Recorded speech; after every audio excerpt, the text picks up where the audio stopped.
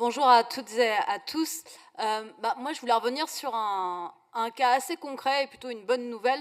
Qui figure dans le rapport d'ailleurs, c'est l'accord entre les régions Île-de-France et Centre-Val de Loire, notamment pour, je partir la dernière annonce pour le titre unique à partir d'octobre 2026, le ticket à 5,50 au départ des gares et à l'arrivée des gares de Montargis, Dreux,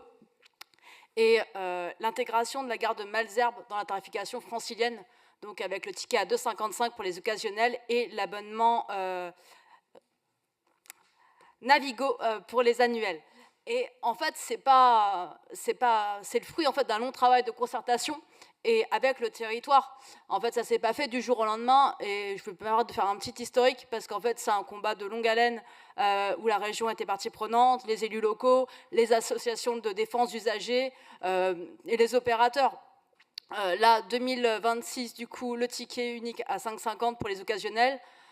En 2024, on avait annoncé, du coup, le Navigo Rémi pour les travailleurs annuels, avec aussi une baisse de l'abonnement. Et en fait, ça simplifiait la vie d'avoir un titre unique et une facture à présenter à l'employeur, parce qu'en fait, les salariés galéraient à pouvoir se faire rembourser l'ensemble du trajet, en tout cas 50% du trajet, et c'était une très bonne nouvelle. Et auparavant, on avait aussi, encore si je remonte un peu plus haut, j'avais interpellé François Bonneau d'ailleurs en 2020, parce qu'on n'avait pas d'écran d'information, on n'arrivait pas à acheter nos titres de transport, et on pouvait poireauter pendant plus d'une heure sur la gare sans savoir si on avait un train qui passait ou pas quand il y avait un problème technique, et ça s'est résolu avec la mise en place en 2021 des écrans dynamiques. Voilà, donc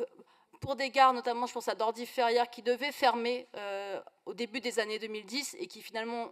la région avait investi dans l'allongement des quais pour maintenir la desserte et renforcer la desserte. On a eu petit à petit, dans quasiment une dizaine, dans les 10 ans passés, des progressions qui ont été portées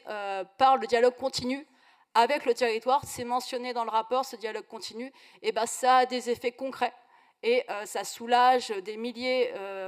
d'usagers et d'usagères qui, d'un point de vue, du coup,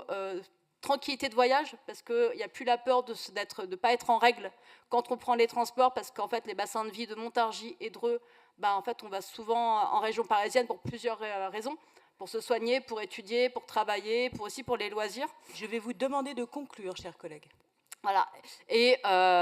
juste pour vous dire que voilà, il y a on va pouvoir agir tranquillement et en sécurité, et c'est l'esprit de la concertation qui est porté par la région, et j'espère que ce sera un rendez-vous qui pourra se renouveler, parce qu'en plus du dialogue continu, on a besoin de temps où on puisse approfondir des sujets ensemble. Et en tout cas, merci pour ce qui est arrivé sur les franges franciliennes.